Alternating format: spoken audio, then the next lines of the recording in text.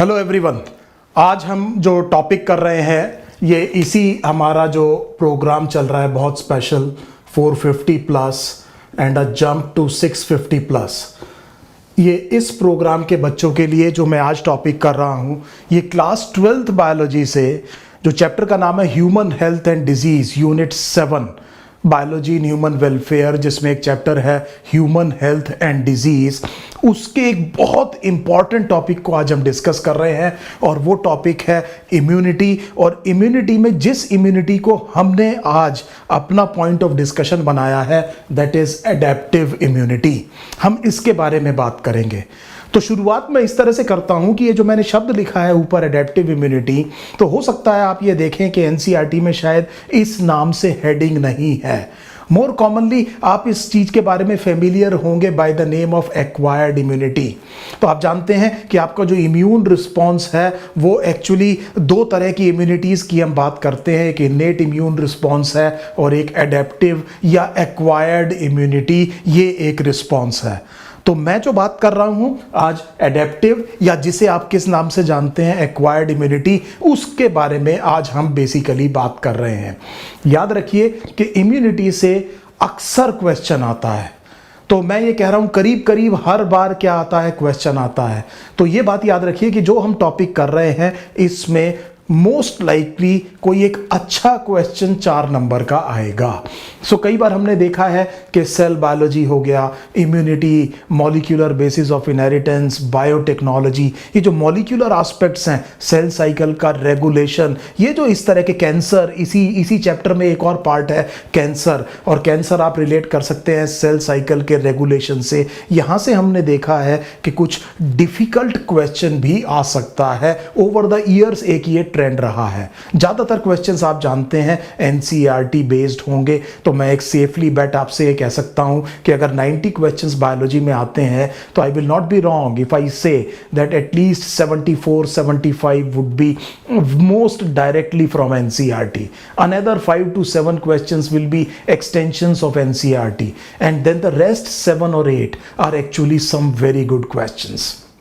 तो जब हम ये कह रहे हैं तो अब हमें ये समझ में आना चाहिए कि एंट्रेंस में सिलेक्शन के लिए चाहिए क्या।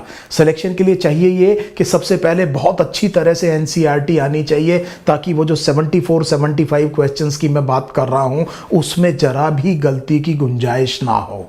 मैं आपको दोबारा याद दिला दूं कि ये जो एंट्रेंस है ये एक हाई स्कोरिंग गेम है। So please understand this very important point about the NEET entrance exam, that this is actually a high scoring game, and high scoring game can be risky. A 1 or 2 unforced error may actually be the deciding factor between sometimes selection and non-selection. केवल एक या 2 unforced error में गड़बड़ हो सकती है। तो इसका मतलब ना केवल आपको एक्यूरेसी पे ध्यान देना है, ना केवल स्पीड पे ध्यान देना है, बल्कि एक्यूरेसी पे भी ध्यान देना है। तो जैसे मैं आपको एक छोटा सा एग्जांपल दे देता हूं कि 2019 नीट में मेरा अपना मानना ये है कि दिल्ली में जो सीट मिली ओपन जनरल कैटेगरी में, that would be Delhi quota से मैं बात कर रहा हूं, शायद 612 या 613 नंबर पर मिली होगी। तो इसका मतलब आप समझ लीजिए, मैं जब 720 नंबर में से 612-613 नंबर की बात कर रहा हूं तो मैं एक हल्की बात नहीं कर रहा हूं। You can easily understand this is a very very tough game. The paper is not difficult, paper difficult नहीं है। दूसरा, मैं बार बार बच्चों से ये कहता हूँ कि हर चीज़ को रटने की कोशिश मत करिए, क्योंकि जो बहुत ज़्यादा रट के जाता है उसको मैंने अक्सर ये देखा है कि वो एग्ज़ाम में अगर ज़रा सा भी उसका टेम्परामेंट उसको फेल कर गया तो फिर वो पूरा का पूरा पेपर उसका गड़बड़ हो जाता है।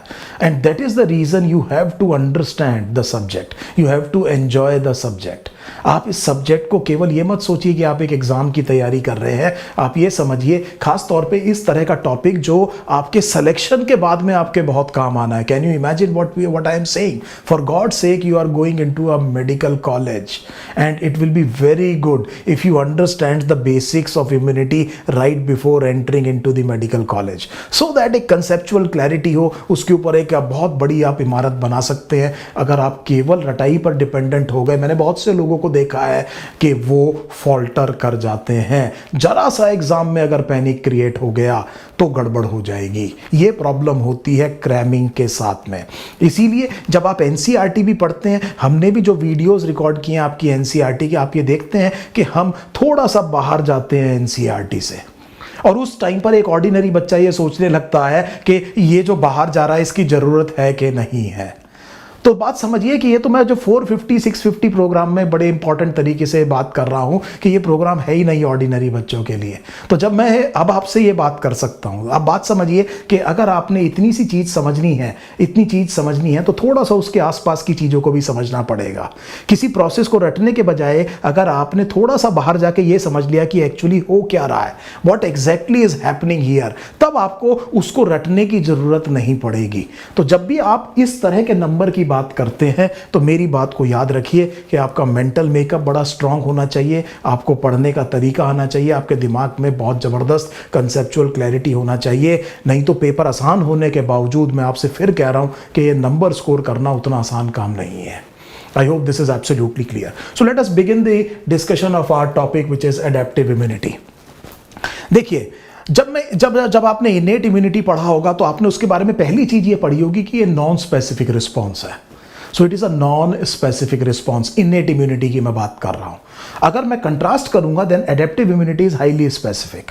नाउ दैट मींस किसी एक पर्टिकुलर पैथोजन, किसी एक पर्टिकुलर एंटीजन के खिलाफ, तो डिजीज कॉजिंग ऑर्गेनिज्म को पैथोजन कहते हैं, और इस पैथोजन के किसी केमिकल को जो कि फ्रीक्वेंटली या तो प्रोटीन होगा या कार्बोहाइड्रेट होगा, और जनरली हो सकता है उसके सरफेस पे हो या कई बार ये सिक्रीट भी कर रहा हो, और ये एक इस तरह का केमिकल होगा जिसकी केमिस्ट्री होस्ट के किसी भी केमिकल से यूनिक होगी, और होस्ट का इम्यून सिस्टम इस केमिकल को पहचान के उसके खिलाफ रिस्पॉन्ड करेगा। इसे आप एंटीजन कहते हैं। सो देयर इज, तो पहली चीज तो एक अच्छे बच्चे की समझ में ये आ गया कि पैथोजन और एंटीजन एक ही चीज नहीं है, और आपका इम्यून सिस्टम जिसको रिस्पॉन्ड कर रहा है वो एक्चुअली एंटीजन है, और ये एंटीजन है that initiates the immune response in a host body. पहली बात तो ये समझ, और हमने ये कहा कि किसी एक पर्टिकुलर एंटीजन के खिलाफ एक खास तरह का क्या होगा, रिस्पॉन्स होगा जो दूसरे एंटीजन के खिलाफ काम नहीं करेगा। तो पहली चीज तो मुझे ये समझ में आ गई कि एडेप्टिव इम्यून रिस्पॉन्स की अगर मैं बात करूं, इसे कंपेयर और कंट्रास्ट करूं इनेट इम्यून रिस्पॉन्स से, तो मैंने ये कहा कि ये बहुत स्पेसिफिक रिस्पॉन्स है। It is a highly specific response. Number 2, it is acquired during the life time. So that means innate immune response जो सिंस बर्थ प्रेजेंट था ये वैसा नहीं है, it is acquired during the life time. Now you can imagine that why we normally call adaptive immunity as acquired immunity. लेकिन ये prime differentiating feature को समझने की कोशिश कीजिए। दूसरी बात ये समझिए कि adaptive immune response is found only in, थोड़ी देर में रुक गया हूं इनके बाद में, देखिए दोबारा कैसे बोल रहा हूं। सो मैं ये कह रहा हूं कि adaptive immune response is found only in vertebrates. So I'm not saying invertebrates, I am saying in vertebrates. I hope you understand what I am trying to say. तो ये केवल किस में मिलता है, vertebrates में मिलता है। दूसरा, it is a function of lymphocytes. It is a function of lymphocytes. अब आप सब जानते हैं कि T lymphocytes और there are B lymphocytes. तो आप दो तरह के lymphocytes के बारे में जानते हैं, T lymphocytes और B lymphocytes, और आप ये भी जानते हैं कि जो T lymphocytes है वो तीन तरह के हैं। एक को आपने कहा T cytotoxic cell, cytotoxic cell एक इफेक्टर सेल है। तो बड़े अच्छे बच्चों से बात हो रही है, मुझे पूरी उम्मीद है आपने ये चीज़ पढ़ी हुई है। मैं आपको याद दिला रहा हूँ सब इंपॉर्टेंट क्वेश्चंस। तो टीसी को मैंने कहा टी साइटोटॉक्सिक या इफेक्टर सेल है, और इसको हमने कहा कि इसके सरफेस पर एक मार्कर है, इस वजह से इसको नाम हम कह देते हैं CD8 टी लिम्फोसाइट। तो ये शब्द आपको समझ में आ गया कि ये क्या है, CD8 टी लिम्फोसाइट है, इसे आप टी साइटोटॉक्सिक या टी इफेक्टर सेल कह रहे हैं। इसी तरह से एक सब पॉपुलेशन टी सेल्स की है जिसे हम कहते हैं TH या टी हेल्पर सेल्स। और जो टी हेल्पर सेल्स है, अब आप समझ पाएंगे, मैं इनको कह रहा हूँ CD4 टी लिम्फोसाइट्स। तो आपको ये कहानी समझ में आ गई कि एक्चुअली ये CD4 क्या मतलब है इस चीज़ का। सो अब एक और तीसरा सेल होता है, इसे हम कहते हैं T suppressor cell. T suppressor cell का मार्कर आपके लिए जरूरी नहीं है। तो आपने ये समझा कि ये जो पॉपुलेशन ऑफ टी सेल है इसकी तीन सब पॉपुलेशंस हैं। इसको मैंने CD8 और इसको CD4 कहा। एक बात और याद रखिएगा, नॉर्मल सर्कमस्टांसेस में टी हेल्पर और टी सप्रेसर सेल का रेशो करीब करीब 2:1 होता है। इसका मतलब जो पॉपुलेशन है टी हेल्पर सेल की वो टी सप्रेसर सेल से ज़्यादा होती है। तो ये छोटी सी बात मुझे समझ में आ गई कि इसके बारे में, लिम्फोसाइट्स के बारे में आप जानते हैं। बी सेल्स एक्चुअली डिफरेंशिएट होकर के जो इफेक्टर सेल बनता है उसे आप कहते हैं प्लाज्मा सेल। तो बी लिम्फोसाइट्स में जो इफेक्टर सेल है वो एक्चुअली कौन है? प्लाज्मा सेल है। तो ये बेसिक कंसेप्ट्स मैंने आपको याद दिला दिए। अब मुझे पूरी उम्मीद है कि such a good students who are actually watching this video are actually very comfortable in these things. But थोड़ा सा ये भी बात याद रखिएगा, इसकी क्लिनिकल सिग्निफिकेंस मैं अभी थोड़ी देर में आपको बताऊंगा। तो अब हम देखते हैं कुछ इस एडेप्टिव इम्यूनिटी के बारे में कि होता क्या है। तो कहानी शुरू होती है बोन मैरो से। पेरीनेटल पीरियड में, बर्थ के आसपास के रीजन की बात कर रहा हूं, हमने ये कहा कि बोन मैरो ने कुछ लिम्फोसाइट्स बनाने शुरू किए। सो दैट मीन्स ये बात कहाँ से शुरू हुई है? बोन मैरो से ये बात शुरू हुई है। और बोन मैरो ने कुछ क्या बनाए? लिम्फोसाइट्स। सो जब ये लिम्फोसाइट्स बोन मैरो ने बनाए तो ये लिम्फोसाइट्स कुछ सर्कुलेशन के द्वारा कहाँ पहुंच गए? थाइमस ग्लैंड में। आप जानते हैं thymus is ventral to the heart in mediastinum in the central part of the chest, retrosternal, heart के आगे और स्टर्नम के पीछे इट इज वेंट्रल। ये भी आप जानते हैं कि ये एक अजीब सा एंडोक्राइन ग्लैंड है जिसके बारे में अजीब सी बात ये है कि एज के साथ में इसका साइज क्या करता है? रिग्रेस करता है, खासतौर पर एडल्टहुड में। तो हमने ये कहा कि लिम्फोसाइट्स में कहाँ पहुँच गए? कुछ लिम्फोसाइट्स थाइमस में, और वहाँ जा करके ये प्रोसेस हो गए। प्रोसेसिंग का मतलब ये है कि इनमें ये कैपेबिलिटी आ गई, इनको इस तरह से तैयार कर दिया गया कि ये एंटीजन को रिस्पॉन्ड कर सके। सो इस चीज़ को आपने क्या कहा? प्रोसेसिंग कहा। तो जिसमें प्रोसेसिंग हो गई वो आगे चले जाएंगे, जिनमें प्रोसेसिंग नहीं हुई उनमें प्रोग्राम्ड सेल डेथ या एपोप्टोसिस, आपने नाम सुना होगा, वो शुरू हो जाएगा, उनको आगे नहीं भेजा जाएगा। तो ये जो प्रोसेस होने के बाद में ये पहुंच गए सेकेंडरी लिम्फॉइड ऑर्गन्स में। कहाँ पहुंच गए? सेकेंडरी लिम्फॉइड ऑर्गन्स में पहुंच गए। तो ये याद रखिए कि सेकेंडरी लिम्फॉइड ऑर्गन में ये जो मैं T1, T2, T3 लिख रहा हूँ, ये different subsets of T lymphocytes हैं जो कि डिफरेंशिएटेड हैं या प्रोसेस्ड हैं। और क्योंकि इनकी प्रोसेसिंग थाइमस में हुई है, so therefore they are appropriately called as the T lymphocytes. इनको हम एप्रोप्रिएटली क्या कहते हैं? टी लिम्फोसाइट्स कहते हैं। बाय द सेम आर्ग्यूमेंट अगर आप देखेंगे कि जो लिम्फोसाइट्स बोन मैरो में ही प्रोसेस हुए, तो इनकी प्रोसेसिंग किस में हुई है? बोन मैरो में ही हुई है। और फिर ये कहां पर आ गए? सेकेंडरी लिम्फॉइड ऑर्गन्स में। तो यहां पर मैंने लिख दिया B1, B2, B3।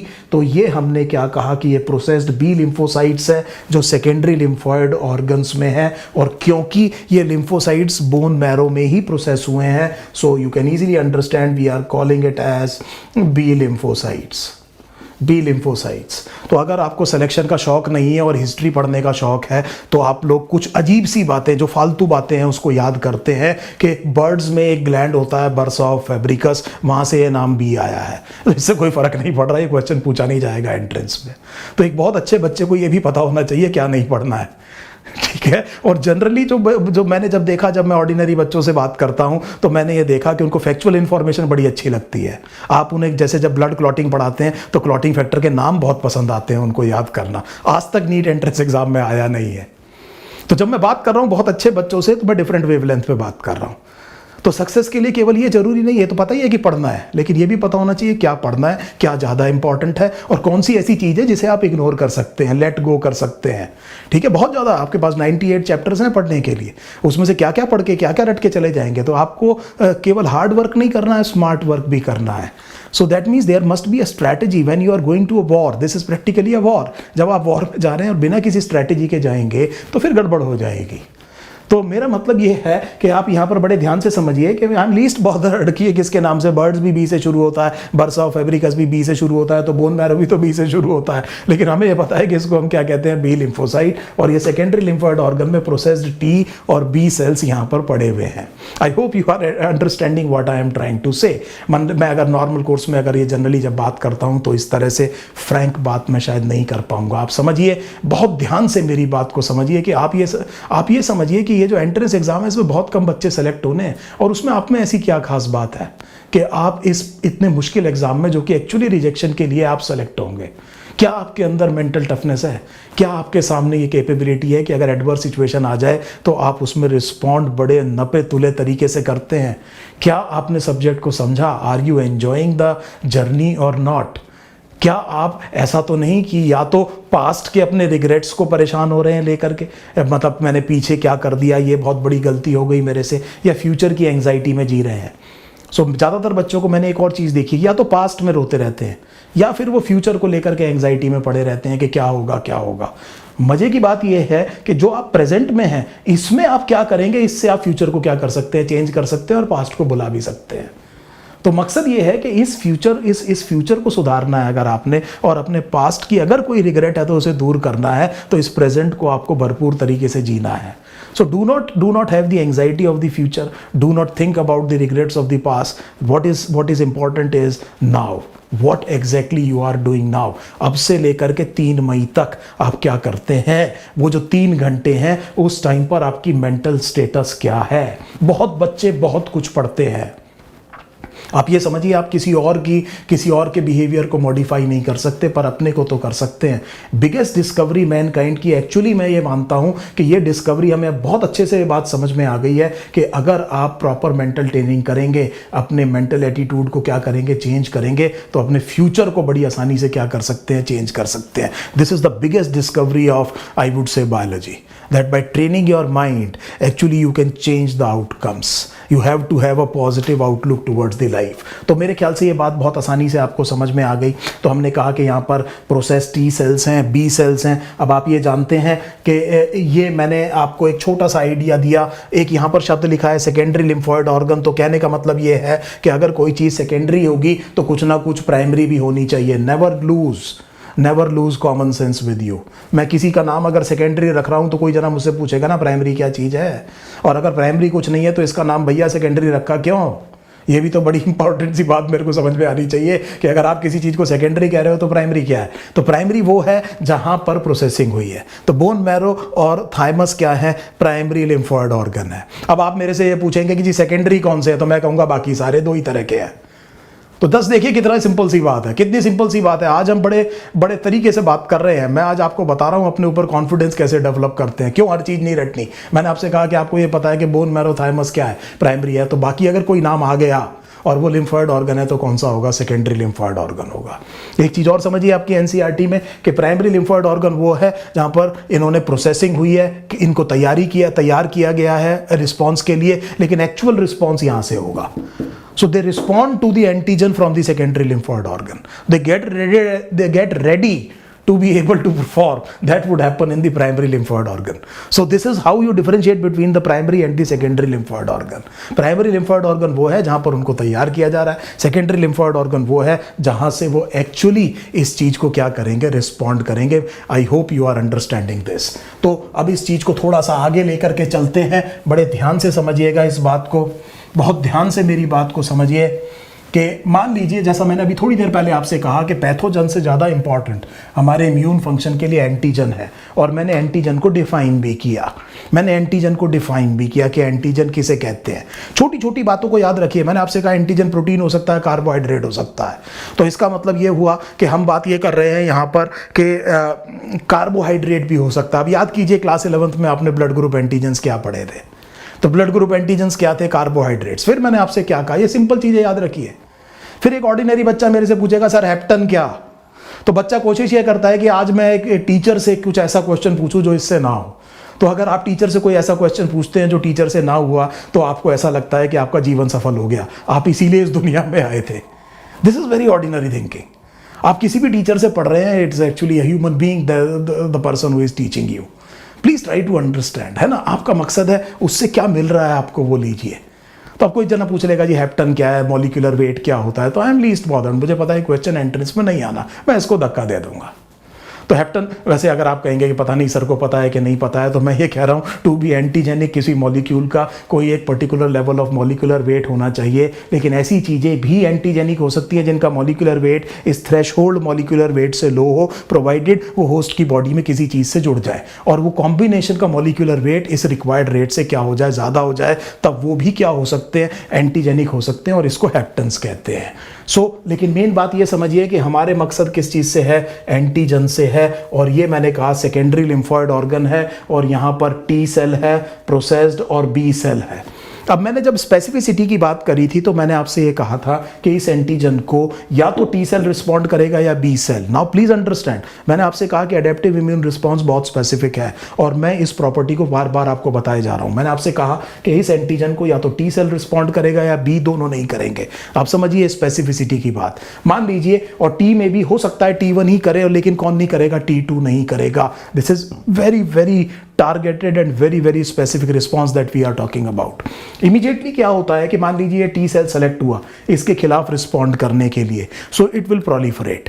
सो जैसे ही टी सेल ने आइडेंटिफाई किया एंटीजन को, वो बहुत तेजी से अपने आप को क्या करेगा, प्रोलिफरेट करेगा। So now we will see a large number of T cells that will be formed. तो आप ये देख रहे हैं कि इस T1 ने इसको रिस्पॉन्ड किया और अब बहुत सारे क्या बन गए हैं बेटा, टी सेल्स बन गए हैं। This is very easy to see.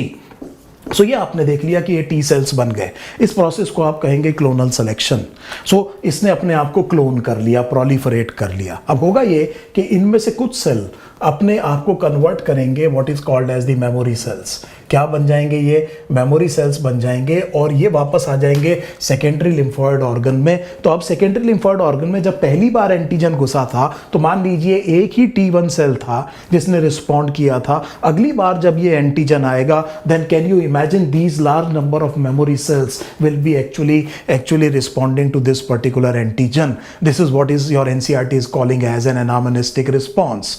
So ये एनामनेस्टिक रिस्पॉन्स ह्यूज होता है, बड़ी वजह से बात समझ सकते हैं। इसके पीछे वजह क्या है, इसकी वजह यह है कि आपका जो एडेप्टिव इम्यून सिस्टम है जितनी बार एंटीजन से मिलता है उसकी मेमोरी को स्टोर कर लेता है। So that means the adaptive immune system retains the memory of the antigen each time it is encountered by the host cell. So इसका host body, तो इसका मतलब जब भी host body में एंटीजन घुसेगा तो आपके नंबर ऑफ मेमोरी सेल्स क्या होते जाएंगे, इंक्रीज होते जाएंगे। इस प्रॉपर्टी को, दैट मीन्स मेमोरी रिटेंशन को, द एनकाउंटर्स विद एंटीजन की मेमोरीज को रिटेंशन करने को हम दो बातें यहाँ पर क्वेश्चन कर रहे हैं। नंबर एक, this is responsible for the anamnestic response. Number two, we will utilize this process or we will utilize this property of the adaptive immunity in preventive vaccination. हम preventive vaccination में इसका इस्तेमाल करेंगे।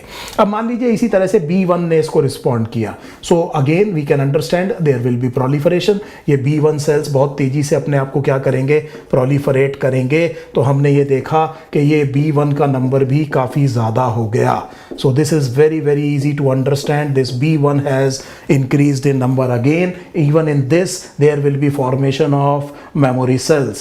तो यहाँ पर भी क्या बनेगा बेटे, मेमोरी सेल्स बनेगा और ये सेकेंडरी लिम्फोइड ऑर्गन में आ गया। तो टी और बी सेल दोनों क्या बना रहे हैं, मेमोरी सेल्स बना रहे हैं। दोनों रिटेन करते हैं memory with the encounter of the antigen. अब इधर देखिए जो बाकी सेल्स हैं, से फॉर एग्जांपल ये वाले जो सेल्स थे जो मैं लाल से डिमार्केट कर रहा हूँ, they will get differentiated into the effector cell. और थोड़ी देर पहले मैंने आपको इफेक्टर सेल का नाम बताया था, आपको याद आ रहा है मैंने क्या नाम बताया था, बी सेल्स में इफेक्टर सेल्स क्या है। So the answer is it gets differentiated into what are called as plasma cells. और जब ये प्लाज्मा सेल बन जाता है तो ये प्लाज्मा सेल करीब 2000 antibody molecules per second. Just imagine the magnitude of the response. हाँ, ये बात ठीक है कि इसको डिफरेंशिएट करने में टाइम लगेगा, इसीलिए आपका जो बैक्टीरियल इन्फेक्शन है वो कुछ दिनों बाद आपकी बॉडी रिस्पॉन्ड करके उसको रिमूव करती है। सो आपको ये समझ में आ गया कि इसमें ये डिफरेंशिएशन में टाइम लगेगा, लेकिन एक बार ये इफेक्टर सेल बन गया, then please imagine the magnitude of the response that we are looking at. This is 2000 antibody molecules per second. And do you know what are antibodies? Antibodies are gamma globulins, and gamma globulin is a plasma protein, and therefore they will be released into the body fluids. So antibodies will be present in the body fluids, और body fluids को हम 11th में कह रहे थे humor, and this is the reason why it is called as the humoral immune response. इसको हमने क्या कहा, humoral immunity। आप जानते हैं कि ये जो ह्यूमोरल इम्यूनिटी है ये रैपिड ग्रोइंग बैक्टीरिया के खिलाफ सबसे ज़्यादा काम करता है। So it works best against the rapid growing bacteria. तो अब हम देखते हैं कि टी सेल के रिस्पॉन्स में क्या होता है। तो जब ये टी सेल्स हैं ये टी इफेक्टर सेल्स बनेंगे, और जब ये टी इफेक्टर सेल्स बनेंगे तो यहाँ पर फ़र्क ये है कि ये जो टी इफेक्टर सेल्स हैं they will not produce something like antibodies as were produced by the effector B cells. They will directly act against the antigen, and therefore that is not surprising that we are calling it as a cell mediated immunity. तो इसको हमने क्या कहा, cell mediated immunity कहा। तो T cell की वजह से जो इम्यूनिटी होती है उसे आप सेल मीडिएटेड इम्यूनिटी कहते हैं। अब ध्यान ये दीजिए कि ये जो सेल मीडिएटेड इम्यूनिटी है ये असर करती है स्लो ग्रोइंग बैक्टीरिया के खिलाफ, दूसरा वायरस के खिलाफ, और तीसरा कैंसर के खिलाफ। और एक बहुत इंपॉर्टेंट पॉइंट मैं आपको बता रहा हूं कि ये जो सेल मीडिएटेड इम्यूनिटी है that is responsible for graft rejection. So this is responsible for graft rejection. तो अगर एलोग्राफ्ट किया गया है, किसी और ह्यूमन बीइंग का ऑर्गन किसी और ह्यूमन बीइंग में ट्रांसप्लांट किया है, तो रेसिपिएंट की बॉडी या होस्ट की बॉडी इस ग्राफ्ट को क्या कर देगी, रिजेक्ट कर सकती है। उसके पीछे जो एडेप्टिव इम्यूनिटी का जो विंग है, जो पार्ट है, जो आर्म है, वो एक्चुअली केवल कौन सी है, cell mediated immunity. This is not responsible for graft rejection. Again a very very common question of medical entrance exam. So ये बात आपको समझ में आ गई। And since we are talking to very good students, let me elaborate something here. कुछ चीज़ यहाँ पर मैं एलैबोरेट करता हूँ। देखिए क्या है, मैंने आपसे कहा कि एंटीजन आया। चलिए इसको रब करके दोबारा करते हैं इस काम को। थोड़ा सा एनसीईआरटी के बाहर जाते हैं, ध्यान दीजिएगा जो मैं कह रहा हूँ। सो जब हम एनसीईआरटी के बाहर जा रहे हैं तो थोड़ा सा ये ध्यान दीजिए कि जो मैं अब आपको बताने की कोशिश कर रहा हूँ इसके थोड़े से आप नोट्स भी बनाइए। और ये एनसीईआरटी में नहीं है तो, लेकिन इस पे क्वेश्चन भी आ सकता है और इसकी सिग्निफिकेंस भी बहुत है, आपको समझने में बाकी टॉपिक्स बहुत आसान हो जाएगा। वो ये है कि ये आपका सेकेंडरी लिम्फॉइड ऑर्गन है, यहाँ पर टी सेल है, यहाँ पर बी सेल है, और ये एंटीजन आ गया। मान लीजिए इस एंटीजन को बी सेल ने डायरेक्टली पहचाना, मान लीजिए। सो हमने ये कहा कि this antigen is directly recognised by B cell, so the response will be inadequate. This is very very critical thing that I am talking about. तो मैंने आपसे ये कहा कि इसका जो रिस्पॉन्स है बी सेल का वो कैसा होगा, inadequate होगा। और दूसरी प्रॉब्लम ये है कि इस एंटीजन को let us right be here and T here, और इस एंटीजन को टी सेल तो पहचानेगा ही नहीं। So T cell can not directly identify the antigen. तो इससे पहले जो मैंने डायग्राम बनाया था दैट वाज ओवर सिंप्लीफिकेशन। मैंने सीधा ये कह दिया कि एंटीजन आया तो बी रिस्पॉन्ड करेगा या टी, लेकिन इसमें एक समस्या है। मैंने आपसे कहा कि एंटीजन को डायरेक्टली बी सेल तो पहचान सकता है, लेकिन डायरेक्टली पहचान करके रिस्पॉन्स करेगा तो रिस्पॉन्स कैसा आएगा, इनएडिक्वेट। और दूसरी प्रॉब्लम टी सेल में ये है कि ये तो पहचानेगा ही नहीं। तो इसका मतलब ये हुआ कि मुझे बीच में कुछ चाहिए, इस एंटीजन और इस रिस्पॉन्स वाले सेल्स के बीच में मुझे कोई ना कोई कड़ी चाहिए जो इस स्टेप को फैसिलिटेट करे, और उसे हम कहते हैं एंटीजन प्रेजेंटिंग सेल। सो मुझे क्या चाहिए, एंटीजन प्रेजेंटिंग सेल। और ये एंटीजन प्रेजेंटिंग सेल एक क्लास 12 के स्टूडेंट को जो पता होना चाहिए, एंटीजन प्रेजेंटिंग सेल वो मैक्रोफेज है। और आप पहले ही देख चुके हैं इनेट इम्यून रिस्पॉन्स में कि ये जो सेकेंडरी लिम्फॉइड ऑर्गन है, से फॉर एग्जांपल ये लिम्फ नोड है या स्प्लीन है, तो यहाँ पर मैक्रोफेजेस जिनको हम रेटिकुलम सेल्स कहते हैं वो मिलते हैं। तो यहाँ पर आपका एंटीजन प्रेजेंटिंग सेल है। सो अब हमने ये कहा कि इसको बजाय बी और टी लिम्फोसाइट पहचाने, इससे पहले कौन इसको एंगल्फ कर लेता है, मैक्रोफेज एंगल्फ कर लेता है। और मैक्रोफेज इस एंटीजन को, ये एंटीजन आप जानते हैं पैथोजन के ऊपर होगा, और मैक्रोफेज की फैगोसाइटिक कैपेबिलिटी है, उसने इसको एंगल्फ कर लिया और इस एंटीजन को प्रोसेस करके इसके रिस्पॉन्स में अपने सरफेस के ऊपर किसी चीज को, प्रोटीन को प्रेजेंट किया, और इस प्रोटीन को हम कहेंगे MHC।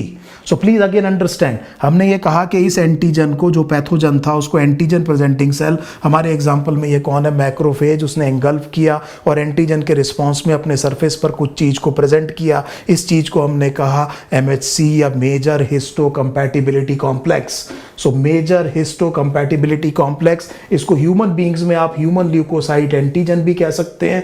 ह्यूमन ल्यूकोसाइट एंटीजन्स की जो जीन्स हैं they are located on chromosome number 6 and exhibit the phenomena of codominance. So we are looking at HLA antigens codominance, और HLA antigens का कॉम्प्लीमेंट किसी एक ह्यूमन बीइंग पर, उसे आप कहते हैं हैप्लोटाइप। और इस हैप्लोटाइप की मैचिंग हमें ग्राफ्टिंग से पहले करनी पड़ती है, इसे हम कहते हैं टिश्यू टाइपिंग। तो अगर हैप्लोटाइप एक जैसा होगा जैसे आइडेंटिकल ट्विंस में, तो फिर ग्राफ्ट रिजेक्ट नहीं होगा। अपनी बॉडी से अपनी बॉडी में बर्न्स के केस में करना पड़ता है, फेस के ऊपर थाई की स्किन लानी पड़ सकती है, ऐसा ग्राफ्ट रिजेक्ट नहीं होगा क्योंकि हैप्लोटाइप कॉम्प्लीमेंट बिल्कुल क्या होगा, आइडेंटिकल होगा। यही वो राशनेल है कि किसी ऑर्गन को ट्रांसप्लांट करने के टाइम पर क्यों बहुत नियर रिलेटिव को देखा जाता है। जितना नियर होगा उतना ज़्यादा ये कॉम्प्लीमेंट क्या होगा, एक दूसरे के करीब होगा और ग्राफ्ट रिजेक्शन के चांसेस कम होंगे। तो बहरहाल हम इसकी बात कर रहे हैं कि हमने कहा कि इसने अपने सरफेस पे MHC रखा और ये MHC 2 क्लास का हो सकता है। एक को आप कहेंगे MHC क्लास 1 और एक को आप कहेंगे MHC क्लास 2। तो देखिए आपकी बॉडी के सेल के ऊपर भी एंटीजन होगा, तो MHC class 1 is a self antigen. देखिए हर एक सेल के ऊपर, सेल को कैसे रिकॉग्नाइज करेंगे, तो सेल के ऊपर रिकॉग्निशन का ही काम तो सेल सरफेस के ऊपर जो कार्बोहाइड्रेट्स होते हैं उनका होता है। तो यही इसीलिए एंटीजन होता है ताकि सेल को पहचाना जा सके।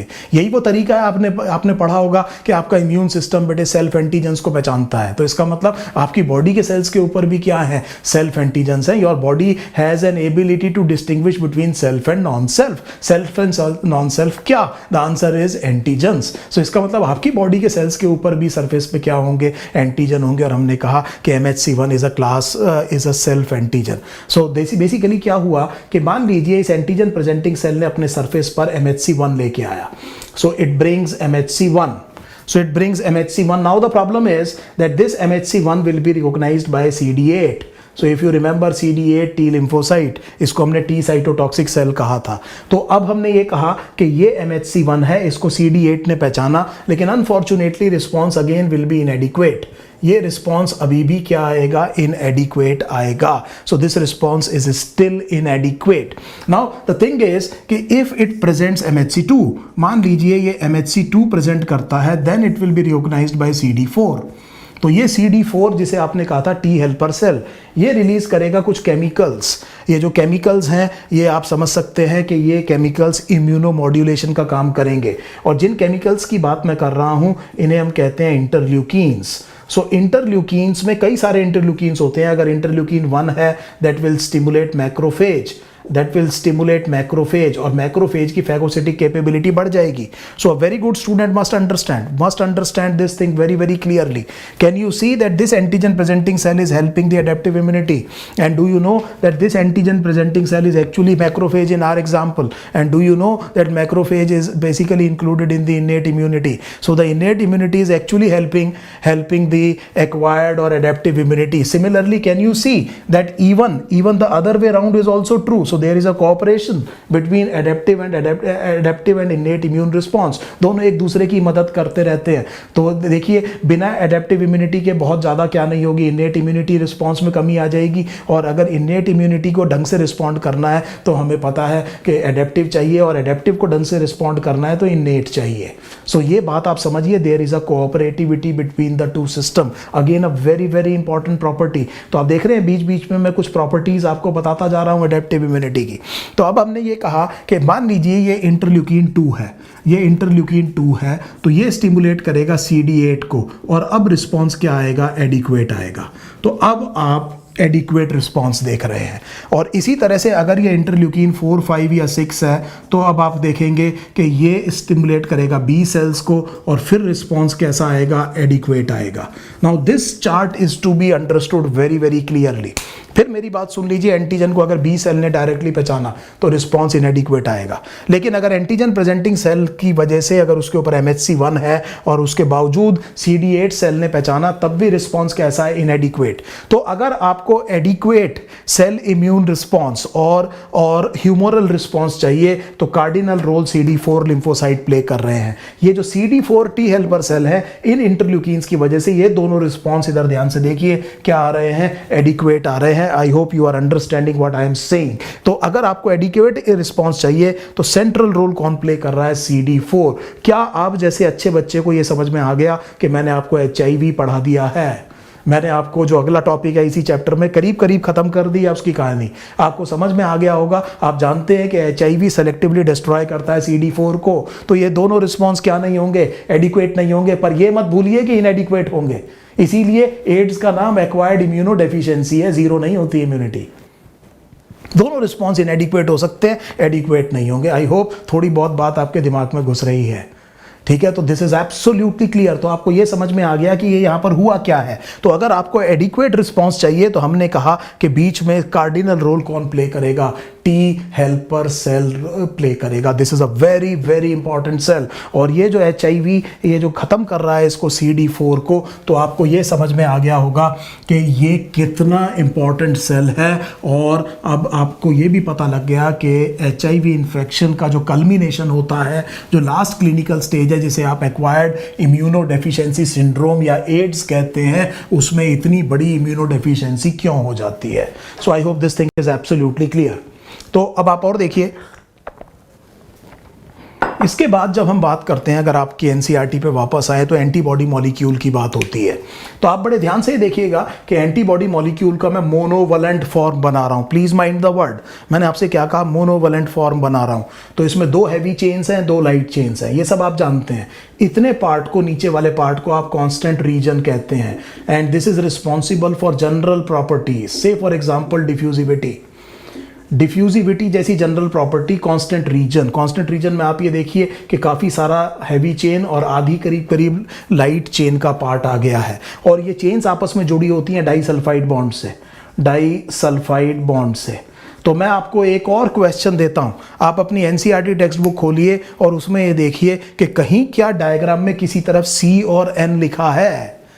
कहीं डायग्राम में C और N लिखा है तो पॉलीपेप्टाइड चेन का एक C एंड होगा जिसे आप कार्बोक्सिल एंड कहते हैं, क्योंकि आप जानते हैं अमीनो एसिड से जुड़ के बना है। तो अमीनो एसिड में एक तरफ N टर्मिनस होगा, वो जो एंड है या N टर्मिनस है वहाँ पर अमीन ग्रुप होगा, और दूसरी तरफ कार्बोक्सिल ग्रुप होगा। तो अब देखिए आप अपनी एनसीईआरटी में कि आपने जो डायग्राम देखा है उसमें ये भी देखा कि नहीं देखा, क्या आपकी जो तैयारी है वो पूरी है कि नहीं है। अगर आप में से कईयों ने अभी भी उसको नहीं देखा है तो दोबारा देख लीजिए कि किस तरफ C लिखा है, किस तरफ N। कहीं ऐसा ना हो कि एग्जामिनर सीधा आपसे बेटे ये डायग्राम उठा करके एनसीईआरटी से दे दे और C और N टर्मिनस क्या पूछ ले आपसे, और कहीं गड़बड़ ये ना हो जाए कि आपने यही चीज़ नहीं देखी। सो दिस इज वेरी इंपॉर्टेंट, ध्यान दीजिएगा इसको। तो हमने ये कहा कि इसमें जो बचा हुआ पार्ट है ये वेरिएबल रीजन है, और इस वेरिएबल रीजन में हैवी और लाइट चेन के बीच में एक एंटीजन बाइंडिंग साइट होती है।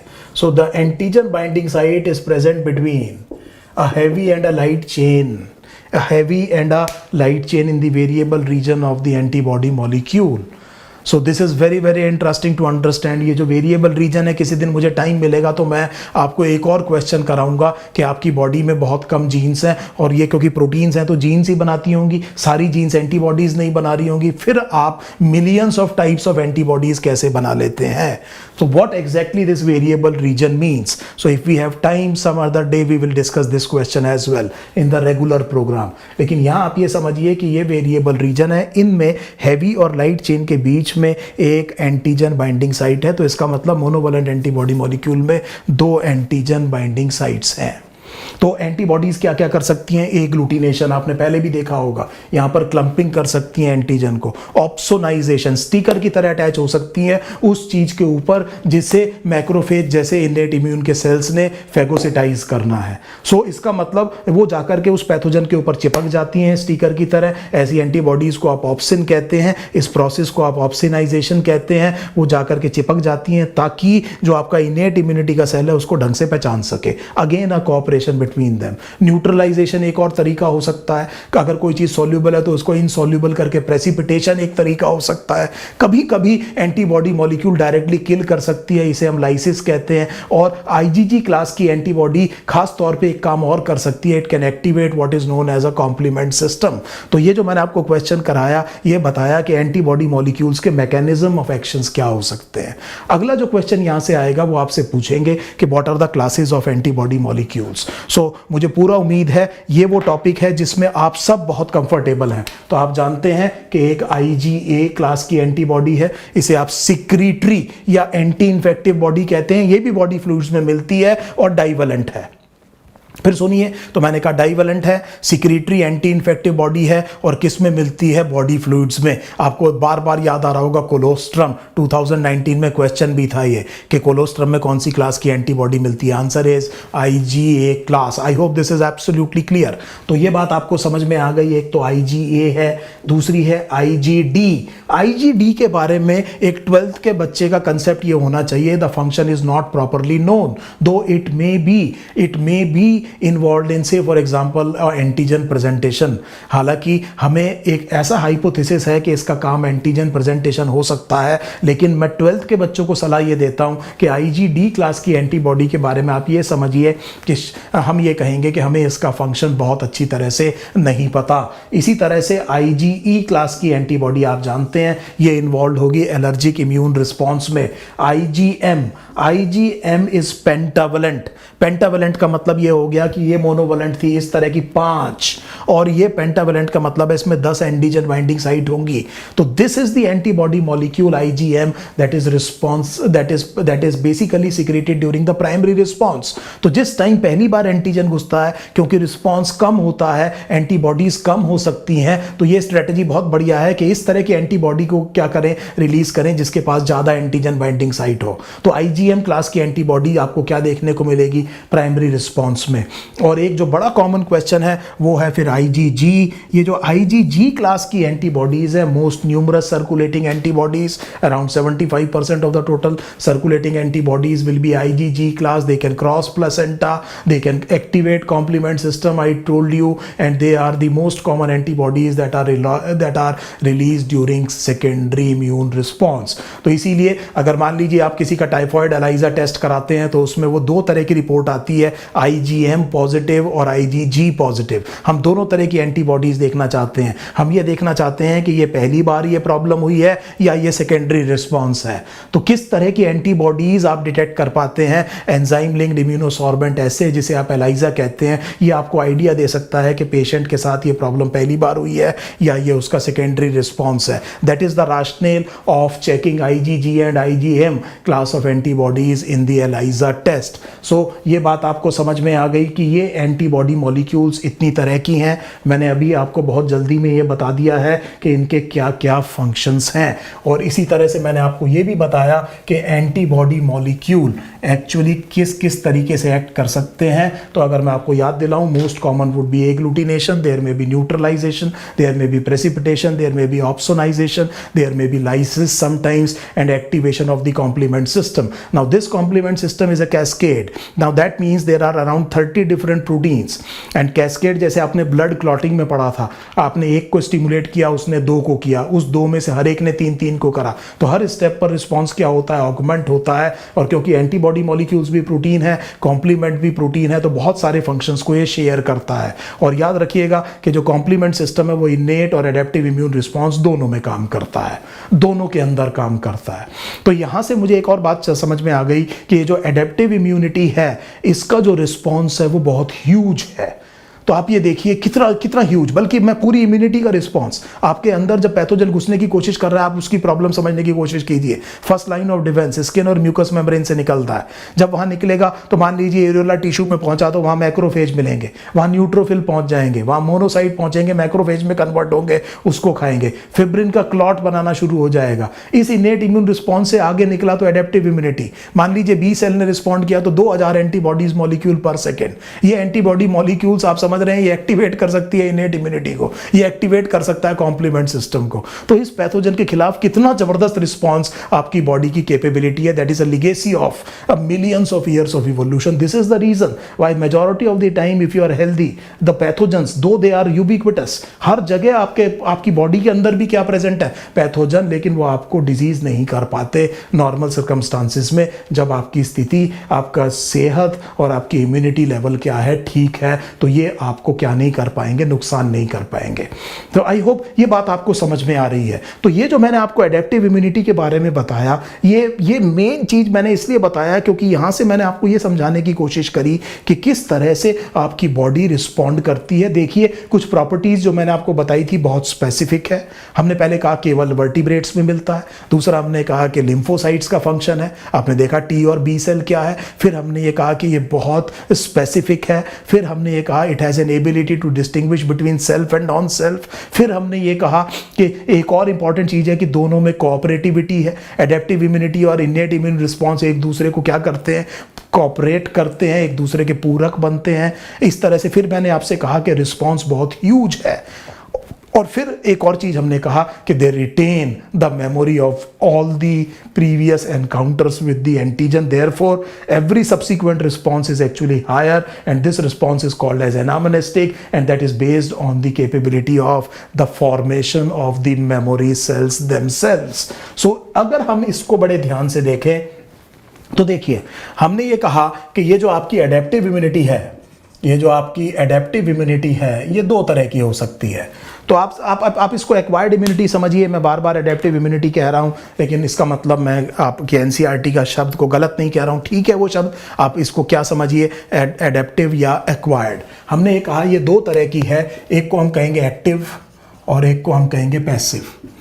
एक्टिव इम्यूनिटी वो है जब आपकी बॉडी किसी एंटीजन के खिलाफ रिएक्ट करके खुद एंटीबॉडीज बना रही है। फॉर एग्जाम्पल, तो मान लीजिए बॉडी में क्या एंटर किया, एंटीजन एंटर किया और बॉडी ने उसको पहचान के खुद क्या बनाया, एंटीबॉडीज। फॉर एग्जांपल, मान लीजिए बी सेल रिस्पॉन्ड करते हैं, तो ये रिस्पॉन्स आपकी बॉडी ने खुद किया है, इसको आप एक्टिव एडेप्टिव इम्यूनिटी कहते हैं।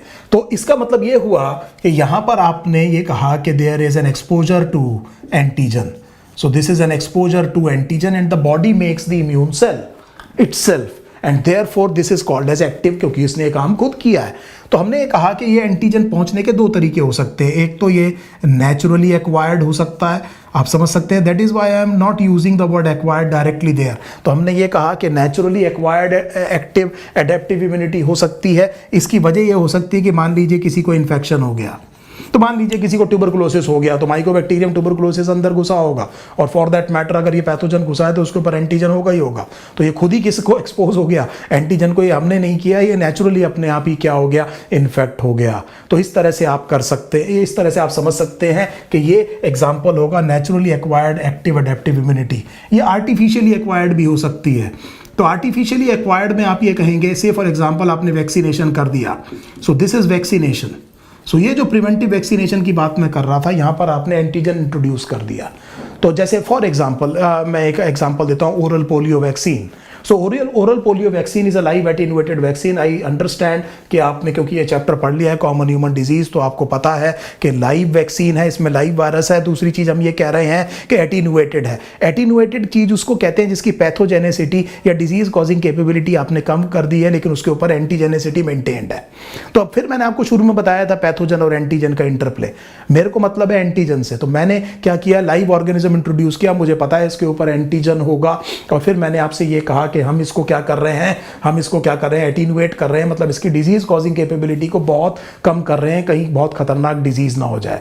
तो इस तरह की लाइव एटीन्यूएटेड वैक्सीन, जैसे for example oral polio vaccine, तो आपने क्या इंट्रोड्यूस कर दिया, एंटीजन।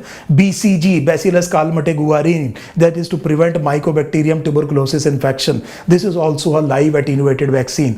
आपने एक और चीज पढ़ी होगी क्लास 12th में बायोटेक्नोलॉजी, रिकॉम्बिनेंट बायोटेक्नोलॉजी में, कि रिकॉम्बिनेंट यीस्ट में हम एक ऑस्ट्रेलिया एंटीजन होता है, सरफेस एंटीजन होता है हेपेटाइटिस बी वायरस का, उसके ऊपर बेस्ड एक वैक्सीन बनाते हैं।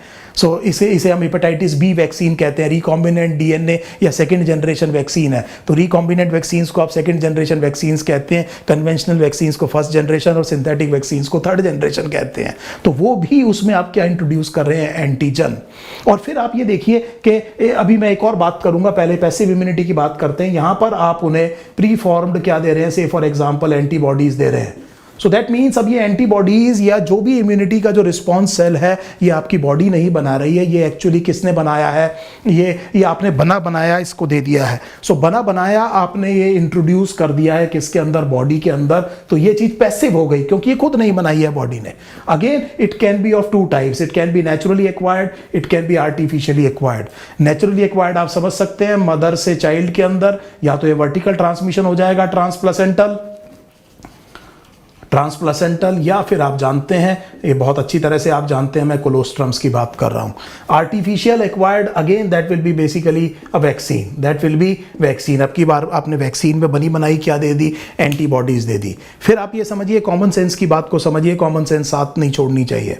अब इधर देखिए कि ये जो इम्यून रिस्पॉन्स है इसको आने में टाइम लगेगा, बॉडी ने रिस्पॉन्ड करना है, एंटीजन को पहचानना है, आप जानते हैं बहुत सारा डिफरेंशिएशन होता है, तब जाकर के बॉडी क्या करती है, respond. So there will be a time lag between introduction of the antigen and development of the immunity. This would be instantaneous, बनी बनाई एंटीबॉडीज आपने दे दी। याद कीजिए RH इनकम्पैटिबिलिटी में at the time of delivery आप मदर को, जो कि RH नेगेटिव थी which was carrying an RH positive fetus, आपने at the time of delivery क्या दिया था, एंटी RH इम्यूनोग्लोबुलिन दिया था। That was a passive immunisation, क्योंकि इस टाइम मदर की बॉडी में क्या घुसना था, एंटीजन। आपने मदर की बॉडी उस एंटीजन को खुद पहचाने उससे पहले एंटीबॉडी देकर के उस एंटीजन को खत्म कर दिया। This was the rational, the same thing I am telling here. तो मैंने आपसे ये कहा कि ये बात ध्यान रखिए कि ये इंस्टेंटेनियस होगा, लेकिन इसकी जो ड्यूरेशन है वो लॉन्ग लास्टिंग होगी। This will be short lasting, ये उतनी देर नहीं रहेगा। एंटीबॉडी मॉलिक्यूल्स की एक हाफ लाइफ होगी, थोड़ी देर में खत्म हो जाएगा। अब इसका मतलब ये है कि एग्जाम में क्वेश्चन क्या आएगा ये तो हम नहीं कह सकते, लेकिन उसके करने के पीछे प्रिंसिपल ये होगा कि आपने ये देखना है कि अर्जेंसी कितनी है प्रोटेक्शन की। अगर इमीडिएट कुछ चीज चाहिए तो फिर आपको पैसिव इम्यूनिटी यूज करनी पड़ेगी, और बेसिक आइडिया प्रिवेंटिव होगा तो आप क्या देंगे, एक्टिव इम्यूनिटी देंगे। Now this is very important. तो अगर आपको सांप ने काट लिया तो इसका मतलब यह है कि अब आप वो नहीं देंगे इसमें कि आप और अपनी तरफ से एंटीजन दे दें। सांप ने पहले ही बहुत सारा क्या डाल दिया है बॉडी के अंदर एंटीजन, और आप और थोड़ा एंटीजन लगा रहे हैं, उससे कुछ नहीं होने वाला। तो अब आप क्या देंगे, पैसिव इम्यूनिटी देंगे। तो आपने ध्यान ये देना है कि एग्जाम में जो क्वेश्चन आया है एक्चुअली इसमें अर्जेंसी कितनी है। अगर अर्जेंसी बहुत ज़्यादा है तो आप पैसिव इम्यूनिटी दीजिए, और अगर आपका मकसद क्या है, प्रिवेंटिव है, तो ये दे दीजिए, क्या दे दीजिए, एक्टिव इम्यूनिटी। तो आप प्रेग्नेंट वुमन है उसको आप इंजेक्शन टेटनस टॉक्सॉइड देते हैं, तो that is you are introducing an antigen, ताकि डिलीवरी के टाइम पे इंस्ट्रूमेंट्स के यूज से टेटनस न्यूनेट्रोलम ना हो सके। लेकिन कोई आदमी आपके पास आ गया जिसको रोड ट्रैफिक एक्सीडेंट है, ग्रॉसली कंटेमिनेटेड वुंड है, अंदर बेटे सॉइल से बहुत ज़्यादा क्या है, कंटेमिनेटेड है, तो आपको पता है कि बहुत चांसेस है कि एंटीजन घुस गया होगा, तो आप TIG देंगे, टेटनस इम्यूनोग्लोबुलिन देंगे बजाय टेटनस टॉक्साइड के। आई hope this is absolutely clear. तो यहाँ से जो क्वेश्चन आएगा मुझे पूरी उम्मीद है अब आप कर लेंगे। अब आपको समझ में आ गया कि वैक्सीनेशन में मान लीजिए DPT एक वैक्सीन है डिप्थीरिया, परटूसिस और टेटनस के लिए, इसकी आप प्राइमरी डोज लगाते हैं। उसके बाद जो डोज होता है एनामनेस्टिक रिस्पॉन्स को भुनाने के लिए, इसे आप बूस्टर कहते हैं। तो आपने 6 हफ्ते पे बच्चे को पहला टीका लगाया, तो 4 हफ्ते बाद 10 हफ्ते पर दूसरा लगा दिया। तो मकसद क्या है, आप you are increasing the number of the memory cells, you are increasing the number of the memory cells. आपने एक और बूस्टर लगा दिया, तो एक और बूस्टर जब आपने लगा दिया तो बॉडी में बहुत सारे क्या बन गए, मेमोरी सेल्स बन गए। अब नेचर में किसी वजह से ये पैथोजन इसकी बॉडी में घुसेंगे तो इसका कुछ नहीं बिगाड़ पाएंगे, क्योंकि इसने बहुत सारा क्या बना रखा है, memory cell. That is the rationale of vaccination. तो फाइनल 2 बातें और आपको बता रहा हूं, इधर ध्यान रखिए कि द कैपेबिलिटी ऑफ या ability of the immune system to identify the self and the non-self antigen, that is a very very important capability that develops during the time of processing itself. So ये हमें समझ में आ गया कि ये जो capability है कि वो अपने और बाहर के एंटीजेंस के खिलाफ क्या के बीच में डिफरेंशिएट करके केवल बाहर के एंटीजेंस के खिलाफ क्या करता है, रिस्पॉन्ड करता है। मान लीजिए किसी वजह से ये कैपेबिलिटी में कुछ गड़बड़ हो गई, तो से फॉर एग्जांपल थायराइड फॉलिकल्स के अंदर एक प्रोटीन होता है थायरोग्लोबुलिन, वो जनरली सर्कुलेशन में नहीं आता, पर अगर किसी एक्सेसिव कैटाबॉलिक स्टेट में वो किस में आ गया, ब्लड में आ गया, तो आपकी बॉडी के इम्यून सेल को ये लगता है कि ये प्रोटीन शायद अपना नहीं है, वो इसके खिलाफ क्या बनाना शुरू कर देते हैं, एंटीबॉडीज बनाना शुरू कर देते हैं। तो इसीलिए हम देखते हैं कि जो हाइपरथायराइडिज्म, ग्रेव्स डिजीज की बात करते हैं, इस तरह की कंडीशंस की बात करते हैं, ये ऑटो इम्यून डिसऑर्डर्स हैं। कैसे हैं, ऑटो इम्यून डिसऑर्डर। तो किसी वजह से जो प्रोटीन सर्कुलेशन में नहीं आता, कोई डिजीज कंडीशन है, एक्सेसिव कैटाबॉलिक स्टेट है, और वो गलती से कहाँ पर आ गया, ब्लड ब्लड में, क्योंकि आपका इम्यून सिस्टम कभी इससे मिला नहीं, इसे पहचानता नहीं, तो इसको ऐसा लगता है कि ये फॉरेन है और इसके खिलाफ काम करना शुरू कर देता है। तो जब ये कैपेबिलिटी लॉस हो जाएगी, then your NCERT says there will be development of the autoimmune disorders. So autoimmune disorders इस वजह से होंगे अगर ये कैपेबिलिटी खराब हो गई। आप जानते हैं rheumatoid arthritis, myasthenia gravis, neuromuscular junction के खिलाफ एंटीबॉडीज़ बनती हैं, मल्टीपल स्क्लेरोसिस माइलिन शीथ के खिलाफ बनती है, रूमेटॉइड आर्थराइटिस आपको पता ही है, और इसके अलावा जैसे for example insulin dependent diabetes mellitus beta cells के खिलाफ बनती है। आप जानते हैं पर्नीशियस एनीमिया, पर्नीशियस एनीमिया में आप जानते हैं पैराइटल सेल्स के खिलाफ एंटीबॉडीज़ बनती है very frequently. Auto immune hyperthyroidism मैंने अभी आपको बताया, ये सब कॉमन क्या है, ऑटो इम्यून डिसऑर्डर्स हैं। और आप समझ सकते हैं ऑटो इम्यून डिसऑर्डर्स का ट्रीटमेंट बड़ा फ्रस्ट्रेटिंग है, आपको इम्यूनोसप्रेसेंट्स यूज करने पड़ेंगे जिसके अपने नुकसान है। तो बड़ी फ्रीक्वेंटली आपको स्टीरॉइड्स यूज करने पड़ते हैं। तो आप जानते हैं steroids can be used as immunosuppressants, they are very potent anti inflammatory as well. तो इस तरह की चीज़ों को आप कर सकते हैं। एक और चीज़ है, कुछ एंटीजन एलर्जेंस का काम करते हैं। तो हमने पहले भी इस चीज़ को डिस्कस किया ह्यूमन फिजियोलॉजी में, जैसे bronchial asthma, it is a hyper sensitivity response. तो इम्यून सिस्टम का रिस्पॉन्स अगर ज़रूरत से ज़्यादा हो जाए तो उसे आप एलर्जी कहते हैं। तो अब हमने ये कहा कि इस तरह के एंटीजन जिसकी वजह से इस तरह का रिस्पांस होगा इम्यून सिस्टम का, ऐसे एंटीजन को आप एलर्जन कहेंगे। तो ये जो एलर्जन है आजकल एक बहुत बड़ी प्रॉब्लम बनी हुई है, देश में बहुत ज़्यादा पोल्यूशन है, ये pollutants particulate matter bronchial asthma के पेशेंट्स के लिए बहुत ख़राब है। और आप समझ सकते हैं इनकी वजह से हाइपर सेंसिटिविटी, ज़रूरत से ज़्यादा रिस्पॉन्स आ जाता है। That is why these people they suffer a lot. तो इसी तरह से pollens can be problem for the bronchial asthma patient, that explains the periodicity, जो सीजनल पीरियोडिसिटी है एक्साजर्बेशंस का ब्रोंकियल अस्थमा के अटैक्स का, इसकी भी वजह यह हो सकती है। तो इसमें क्या है, आईजीई क्लास की एंटीबॉडीज इन्वॉल्व होती हैं और आईजीई क्लास की एंटीबॉडी फिर जाकर के किसी चीज़ को स्टिमुलेट करती है। तो अगर मान लीजिए उसने ब्लड में बेसोफिल को स्टिमुलेट कर दिया तो ये बेसोफिल हिस्टामिन रिलीज करेंगे। बड़े ध्यान से मेरी बात सुनिए। तो आईजी क्लास की एंटीबॉडी ने बेसोफिल को क्या किया, स्टिमुलेट किया, और इस बेसोफिल ने ब्लड में क्या रिलीज कर दिया, हिस्टामिन। आप सब जानते हैं हिस्टामिन इज अ वेसोडाइलेटर। क्योंकि ये ब्लड में रिलीज हुआ है तो पूरी बॉडी की ब्लड वेसल्स क्या हो जाएंगी, डायलेट हो जाएंगी, पूरी बॉडी में एडीमा होगा, बीपी गिर जाएगा, the person will go into multiple organ failures and there will be laryngeal oedema. इसकी वजह से सांस की नली बंद हो सकती है and there will be instantaneous death.